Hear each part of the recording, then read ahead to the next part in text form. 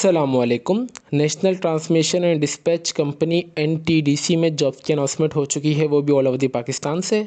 आप पाकिस्तान के किसी भी शहर किसी भी डिस्ट्रिक्ट से हैं तो आप इन जॉब्स के लिए इजीली अप्लाई कर सकते हैं। इसके लिए अगर तालीमी काबिलियत की बात की जाए तो अगर आपने कोई भी इलेक्ट्रिकल इंजीनियरिंग, मैकेनिकल या फिर अगर आपके पास सिविल इंजीनियरिंग की डिग्री है तब भी आप इन जॉब्स के लिए ईजिली अप्लाई कर सकते हैं। ये हमारा सेकंड पार्ट है वीडियो का, जिसमें हम इंशाल्लाह आप सबको जो है हमने फर्स्ट पार्ट में एडवर्टाइजमेंट्स कवर की हैं उनका अप्लाई का प्रोसेस इंशाल्लाह आपको आज की इस वीडियो में हम कंप्लीट डिटेल में बताएंगे। तो इट्स हम्बल रिक्वेस्ट, अगर आपने हमारा वीडियो का फर्स्ट पार्ट नहीं देखा, जिसकी लिंक आपको इंशाल्लाह इस वीडियो के डिस्क्रिप्शन में प्रोवाइड कर दी जाएगी और आपको एंड स्क्रीन पर भी वो वीडियो नज़र आ जाएगी। तो इट्स हम्बल रिक्वेस्ट, आपने हमारा वीडियो का फर्स्ट पार्ट लाजमी देख लेना है, जिससे आपको पता चल सके कि आपने किस तरीके से इनकी वेबसाइट को विजिट करना है और आपने किस तरीके से एडवर्टाइजमेंट को डाउनलोड करना है। अभी हम चलते हैं अप्लाई के प्रोसेस की तरफ। फॉर एग्जाम्पल, अगर आपने अप्लाई करना है career opportunities for the deputy manager directorate के लिए, अगर आपने अप्लाई करना है तो आपने सिंपली अप्लाई की जो हमारे पास नीचे वाली लिंक है आपने सिंपली इस पर दबा देना है। उसके बाद यहाँ पे इंस्ट्रक्शंस वगैरह को आपने अच्छे तरीके से पढ़ लेना है। Only if shortlist candidates will be, अच्छा जो भी शॉर्टलिस्ट कैंडिडेट्स होंगे उनके पास सारे ओरिजिनल डॉक्यूमेंट्स होने चाहिए at the time of interview. Incorrect, false और the foreign for fraud information में भी रिजल्ट कैलकुलेशन, मतलब जब भी आपने जब एप्लीकेशन फॉर्म को फिलअप करना है इसमें आपने 19-20 की कोई भी गलती नहीं करनी। अगर करेंगे तो आपका जो एप्लीकेशन फॉर्म है वो रिजेक्ट हो जाएगा। Copies of the educational degree transitions, transcripts, experience certificate, CNIC updated CV, and the relevant documents must be attached with the original application form। ठीक है, आपने इस एप्लीकेशन फॉर्म के साथ जो भी आपके डॉक्यूमेंट्स वगैरह आपने लाजमी अटैच करना है।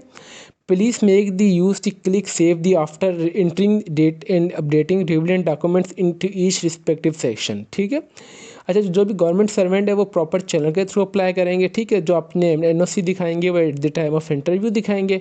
जो आपको है ये there is no need to submit the application form of other documents at hard copy and at any stage. आपने सिर्फ ऑनलाइन ही अप्लाई करना है, इसके लिए आपने कोई भी हार्ड कॉपीज़ वगैरह इनको नहीं भेजनी, किसी में भी ज़रूरत नहीं है। इससे अभी हम चलते हैं इनके एलिजिबिलिटी क्राइटेरिया की तरफ। फॉर एग्जांपल, अगर आपने इस जॉब के लिए अप्लाई करना है, जो आपकी एज होनी चाहिए, does your age, education, degree, title, experience must be advertise criteria. आपकी जो भी ये फॉर एग्जांपल अगर इसके लिए हम एज की बात की जाए तो 62 तक आपकी जो एज होनी चाहिए। अगर आपकी 62 तक अगर आपकी एज है तो आपने सिंपली इस पर येस कर देना है।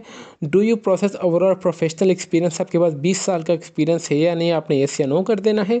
फिर उसके बाद आपके पास 5 साल का वर्किंग एक्सपीरियंस है या नहीं है इलेक्ट्रिक पावर सिस्टम में या एंड और या एनर्जी मार्केटिंग में। उसके अलावा आपने कोई भी ये लेंथ और सर्विस वगैरह आपके पास जो भी इन्होंने डिफाइन की थी एडवर्टाइजमेंट में, अगर येस है या नो आपने वो कर देना है। नंबर 4 आपने पढ़ लेना है अच्छे तरीके से, इस पर भी आपने येस या नो कर देना है। यहाँ पे इन्होंने साफ साफ नोट लिखा हुआ है, ओनली PDF और image file of allow to the attachment. Maximum जो इसका साइज है वो 1 MB होना चाहिए और आपके पास जो सिर्फ PDF और आपने इमेजेस ही अपलोड कर सकते हैं। सबसे पहले यहाँ पे आपने अपना मुकम्मल नाम, अपने वालिद साहब का नाम, अपने अपना CNIC नंबर, अटैच CNIC, आपने सिंपली ब्राउज पे आ जाना है। ब्राउज के आने के बाद आपने सिंपली अपने जो CNIC की फ्रंट तस्वीर है आपने वो यहाँ पे अटैच कर देनी। फॉर एग्जांपल मैं यहाँ से आपको कोई भी रैंडमली करके दिखा देता हूँ। मैंने सिंपली ये कर दी तो मेरे पास यहाँ पे कोई भी फाइल अटैच हो चुकी है। नेशनलिटी आपकी कौन सी आपने वो कर देनी है इंटर, आप मेल या फीमेल साहब जो भी आपने वो इंटर करना है। फिर आपने अपने यहाँ पे डेट ऑफ बर्थ इंटर कर देनी है। फिर आपने अपना एक्टिव ईमेल एड्रेस दे देना है। ठीक है, आपने अपना एक्टिव ईमेल एड्रेस देना है ताकि आपको जो भी अपडेशन वगैरह है वो आपको ईमेल एड्रेस पर ही आए। फिर यहाँ पे अपना मेलिंग और पोस्टल एड्रेस, ठीक है, मेलिंग एंड पोस्टल एड्रेस आपने वो देना है जो भी आप जिस घर में रह रहे हो। ठीक है, ताकि आपको जो भी आपके कुछ भी ऑफर लेटर्स वगैरह है वो आपको आपके एड्रेस पे भी आ जाए।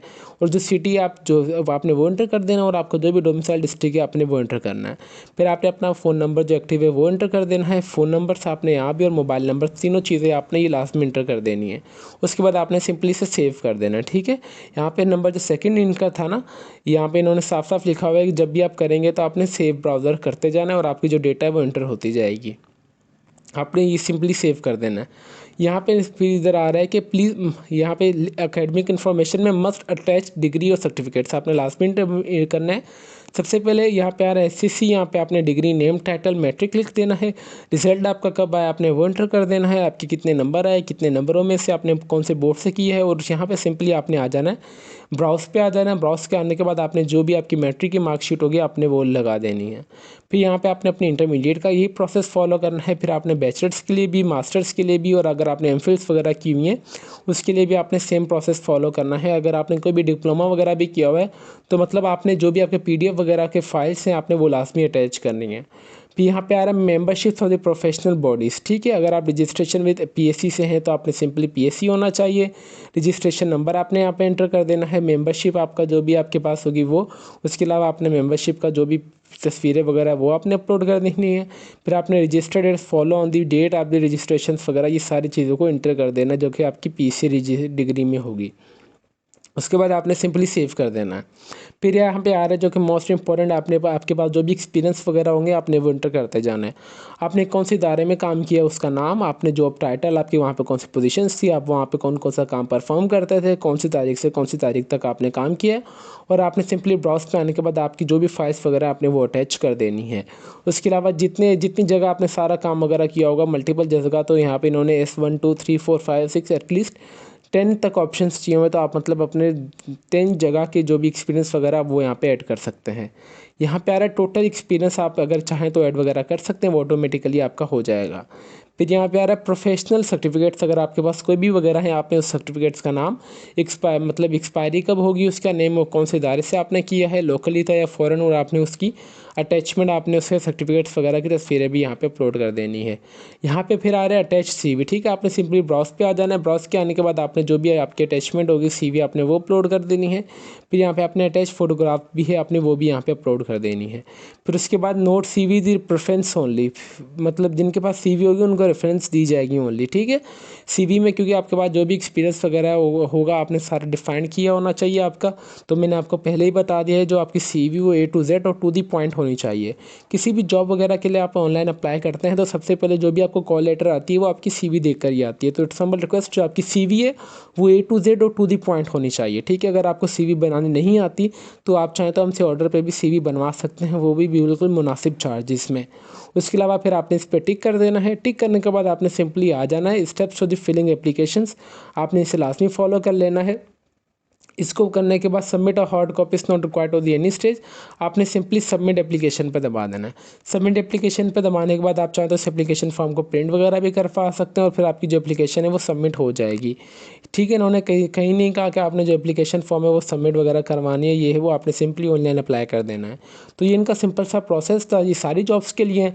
अगर फॉर एग्जांपल आप इसके लिए अप्लाई करना चाह रहे हैं, फॉर सिविल इंजीनियरिंग के लिए आपने अप्लाई फॉर सिविल इंजीनियरिंग के लिए चले जाना है, सारों की इंस्ट्रक्शंस वगैरह आपने पढ़ लेनी और क्राइटेरिया जो अप्लाई का वो सबके लिए सेम ही है, ठीक है। जब तक आप ये कोई भी ऊपर वाला ये फिलअप नहीं करेंगे तो नीचे वाला जो बॉक्स है इन्फॉर्मेशन है वो आपकी एक्टिव नहीं होगी तब तक।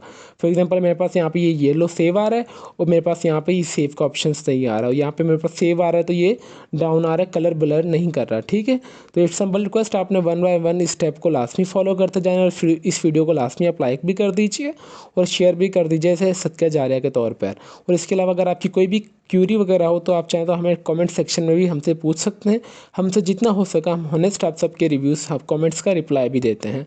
तो फिर मिलते हैं नेक्स्ट वीडियो में, तब तक के लिए अपनी दुआओं में हमें बहुत ज़्यादा याद रखें। अल्लाह हाफिज़।